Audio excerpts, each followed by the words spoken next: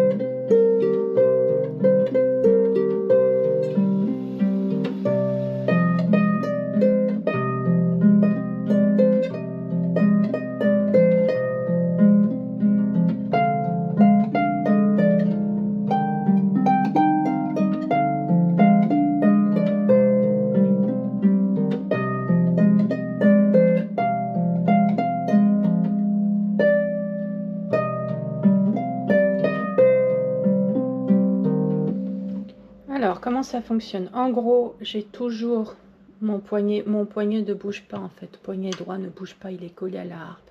Et je vais juste, je sais à peu près à quel niveau se situe mon dos en fait, parce que c'est juste la taille de mon poignet en fait. Là, je sais, le dos doit être donc j'ai un si, je sais qu'il est juste au-dessus.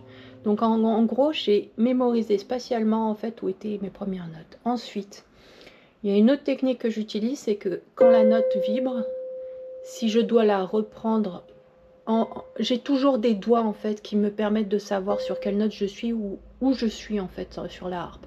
Et si j'ai pas des doigts, grosso modo, si je suis comme ça, je vais me repérer en fait avec les notes qui vibrent. Je sais quelle note vibre, donc je sais que grosso modo, si je dois refaire le do, je suis automatiquement attirée par la note du do en fait. Donc ça, c'est ce que j'ai développé aussi.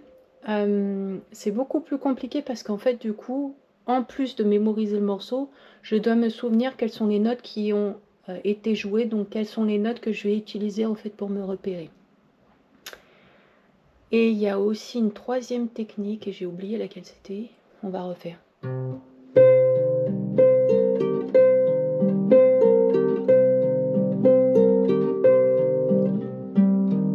Donc là, typiquement, je sais que l'écartement, j'ai une carte ici. Donc, je vais bouger, en fait, pour avoir la carte.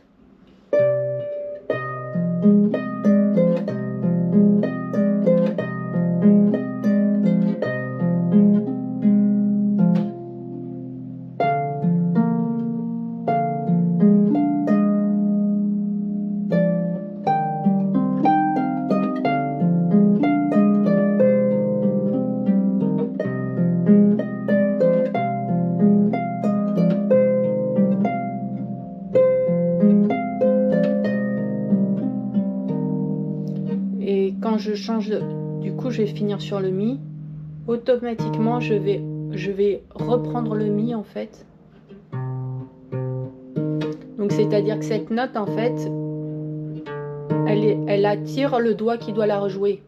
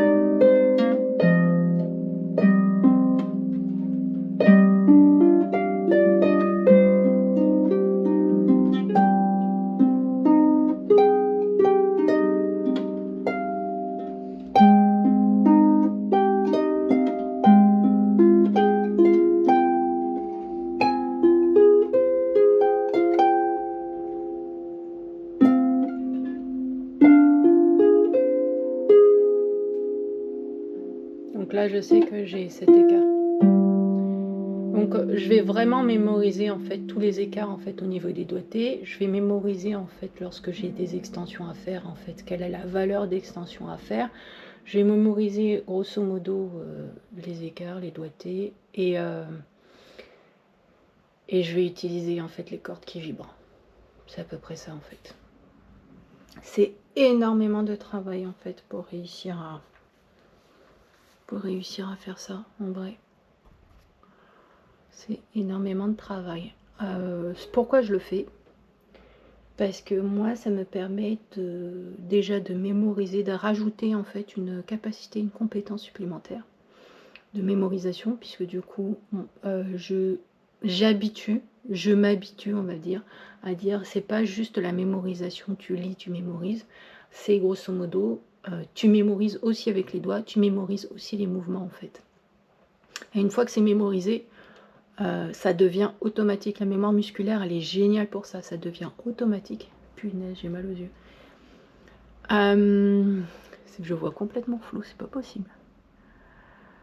Donc, la mémoire automatique, elle fonctionne super bien par rapport à ça. Qu'est-ce que je voulais dire de plus? C'est extrêmement difficile, en fait, par contre. Au début, c'est super dur, en fait, à faire. Et pas besoin de super morceaux, en fait, super chaud pour le faire, sincèrement. Juste un morceau simple, essayer de retrouver les doigts. Et à chaque fois, c'est grosso modo se dire, est-ce que si je la joue, est-ce que le son va être bon, en fait? Et pas juste... L'idée, c'est d'éviter d'obliger le check systématique, en fait, pour vérifier que le doigté, il est là. Je dois pouvoir poser mes doigts et savoir que les doigts, ils sont bons, en fait, ils sont bien placés, en fait, automatiquement. Ça permet aussi d'accélérer la vitesse sur des morceaux un peu chauds aussi. Voilà, voilà. Bisous, bisous.